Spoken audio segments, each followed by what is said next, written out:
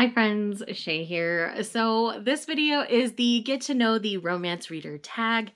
I will leave the original creator and video or blog post link down below. I forget which it is, but I've been tagged by several people to do this. I've been considering doing it for a long time, so this is what it's going to be. I haven't looked at the questions ahead of time. I haven't planned this out.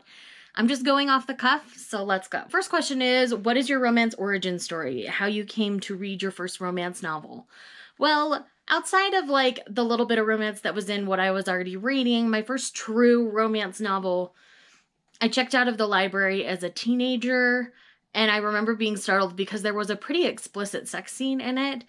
I can remember the like cover and how it looks, but I don't remember anything else about the book, so I can't really like go find it now. But anyways, that's a thing. But anyways, I just remember being really floored by it. And then in my first marriage, I found the Christine Feehan Carpathian series at my place of work at the time. Somebody had left book 4 in the series called Dark Magic there. And one of the other stylists had read it, and they're just like, oh my gosh, this is amazing, read it. And so I did, and it was a lot of fun. I enjoyed myself, and like, it's slightly uncomfortable, even at the time when I read it, which was like 15 years ago, and it's obviously dated by nowadays standards, but it was still a lot of fun, and I just kind of deep dove that series and started diving more into romance at that point.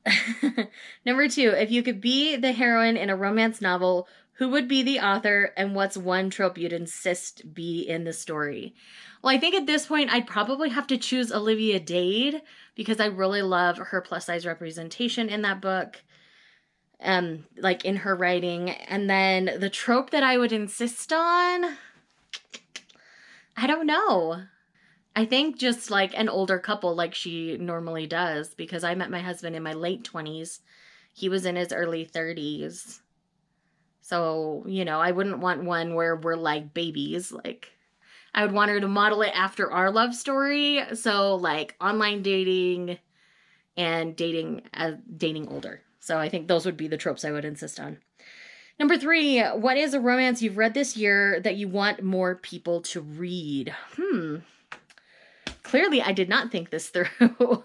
Honestly, I think it's going to be one of my current reads. Probably by the time you guys see this, I'll be finished with it.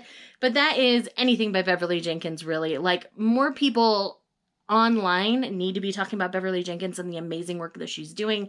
Rebel is part of the Levesque series, but it's also the first book in the Women Who Dare series.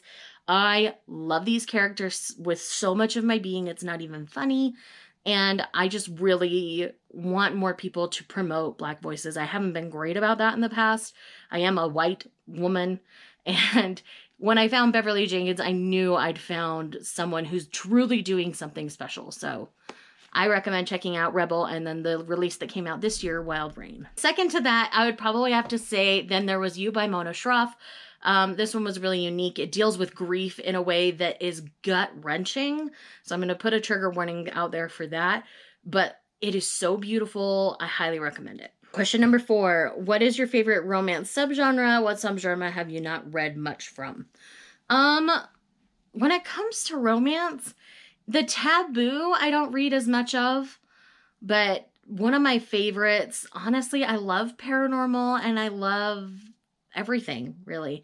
I've gotten more into historical in the last year. I've been loving exploring historical, contemporary small town romances I really enjoy, especially cowboy romances I enjoy, especially. Like, just explore romance, y'all. It's great. Number 5, who is one of your auto-buy romance authors? Okay, so I'm going to list a few here. For me, Jenny Holiday is an auto-buy. Cara Bastone is an auto-buy. Kerrigan Byrne is an auto-buy. For me, Christine Feehan, the only in the series that I've read, though. She has a few others I haven't delved into yet. Once I do, that might change, but only in the series that I've read. Sorry, I'm staring at my romance shelf right here. Let's see. Alicia Rye is another one. Talia Hibbert's another one. I really love Tessa Bailey, so Tessa Bailey's on that list. Olivia Dade, obviously. Farrah Rashan did a great job with her release from last year. Really excited for her new one. Jill Shalvis is another one. Jill Shalvis is like my palate cleanser. We love Jill Shalvis in this house. Does that give you enough? How do you typically find romance recommendations? Goodreads, YouTube, podcasts, Instagram.